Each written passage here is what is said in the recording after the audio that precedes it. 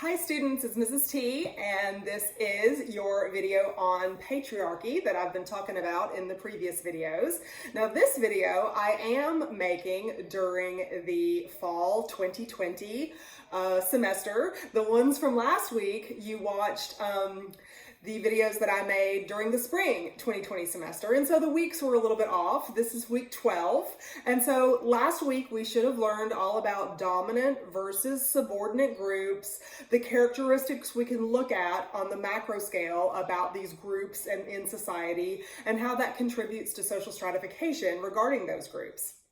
So today we're going to talk about patriarchy. I've got a little bit of information written on the board back here about what patriarchy is. There's a simple definition written in your book. It's or in many textbooks that you will read in the course of your college education. You will read about patriarchy many different times. It'll say something like a male-dominated society, but I've got a little bit longer of an explanation on the board behind me because remember, we are developing our sociological imaginations this semester. And so you need to be better able to look at a definition like a male-dominated society. And now that you know a little bit about social structure and the way society works, like the gears that turn society and keep it going, you need to be able to look at a macro scale kind of point of view and read between the lines, so to speak, of some of these definitions that seem pretty straightforward and simplistic, such as the one in our textbook for patriarchy. And let's look a little bit deeper at all the connections this patriarchy thing has with social structure on the macro scale, social facts, the norms that we live by in society, and our everyday life experiences as a result of that. The dominant versus subordinate groups that exist in society, that'll be, and the way patriarchy, our particular type of patriarchy, fits into that dominant versus subordinate group context, like we talked about in the most recent videos. So let's look at what I've got on the board here about what patriarchy is. Yes, it is a male-dominated society, but what does that mean for us now that we have a sociological imagination overview and we're using our critical thinking and our higher order thinking skills that our college classes are enabling us to practice and hone and dust off? So, patriarchy, look at the way I've written this. Patriarchy is a blueprint for the social structure. It's definitely macro level. After I wrote this on the board, I thought, do I need to erase this and put mega macro level? Like, I haven't used that concept before really, but instead of erasing it and starting over, I thought, you know what? Let me just say that it's a blueprint for the social structure. Because we know by now that social structure is made up of social institutions, which are macro level, statuses and roles, which come from the norms established by the expectations in the social institutions, and we live out those statuses and roles in the social groups that we are a part of, and our peers who we interact with kind of put pressure on us to live out the norms and the standards for the statuses we occupy in life based on their knowledge in their socialization process that they got, that the social institutions kind of control the maze of life, the life experiences, so to speak. Okay, so maybe you want to like back up in YouTube just a little bit and listen to the last 90 seconds or so, because that was pretty good if I do say so myself. But we've got to like be able to mesh and bring together all the information that we've learned from day one until now. We're in the first week of November. We've only got 4.5, 5 weeks left together in the classroom. And so you should be getting pretty good at this macro connection to micro kind of stuff.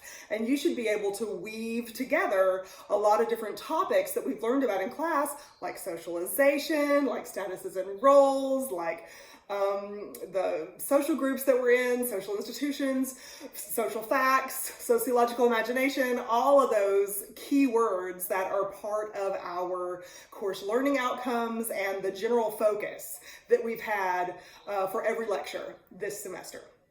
Okay, so let's talk about patriarchy. So patriarchy is a male-dominated society, but think of it as a macro-scale blueprint for the social structure. The social structure, remember, is a macro scale framework made up of those three things I just mentioned a little while ago. But the patriarchy is a blueprint for how the social structure is going to work. It's a blueprint for the social facts, or the patterned ways of thinking, feeling, and acting that you and I have to negotiate in our everyday life that exist on the macro scale and create like controls or guide our behavior on the micro scale. So patriarchy is that. It's a social fact, a pattern way of thinking, feeling, and acting that is a blueprint for every element of the social structure. So social institutions, statuses and roles, and also our social group organization has patriarchy as like the umbrella over it. So males definitely are dominant in a patriarchy. However, what does that mean? It means that every aspect of the social structure, where you get your authority, where you get rights, what your rights are, privileges, control, access to any of the social resources, the default position is on the side of males. Therefore, we can use our sociological imagination and we can start with patriarchy and we can look at just one of our social institutions, such as the economy. The economy is that social institution that establishes the guidelines for our monetary system. It establishes values and prices. It also establishes wages and salaries and the social value of certain jobs over the next.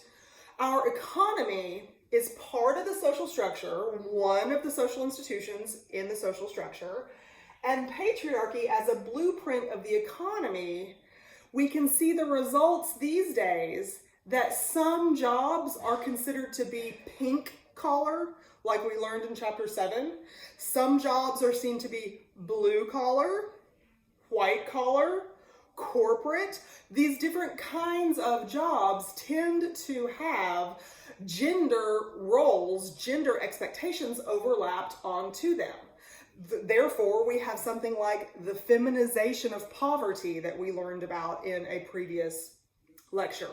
The feminization of poverty is a trend that we see in the last 40 or 50 years or so, in which when females are overrepresented in poverty situations, females, especially if they are parents, if they are head of household, single parents, females are overrepresented in poverty situations, primarily because the economy is connected to the family in that the family costs money. It also has unpaid work. When you only have one person at the helm that has to do the paid work and the unpaid work, the style of life, the standard of living is lower than the rest of society because the economy and the family are connected.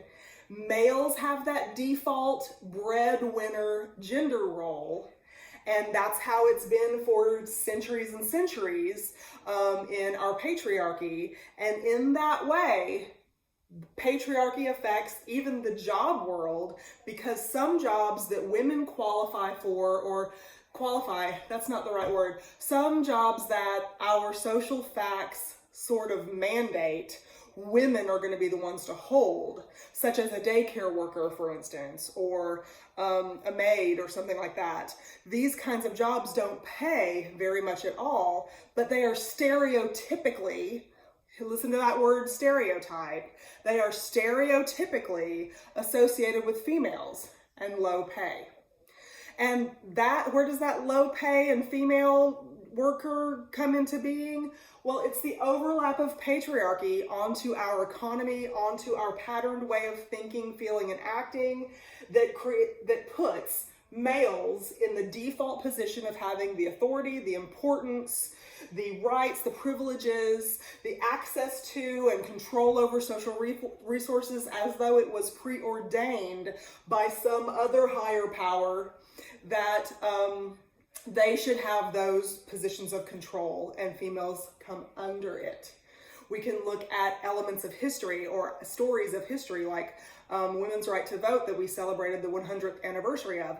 You would not have had to fight for the right to vote if you were a female if males and females were seen as equals in our society. That's one minor issue, the right to vote. And yes, I said minor because the entire society is organized like a patriarchy. In patriarchy, the entire society is organized with males as the default heads of society. So yes, the right to vote, the right to own things. Females used to not be able to inherit property from their husbands or their fathers or brothers.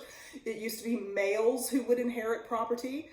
So there have been a lot of changes in our social structure, one step at a time toward equality. However, patriarchy is still the blueprint that overlaps our social structure.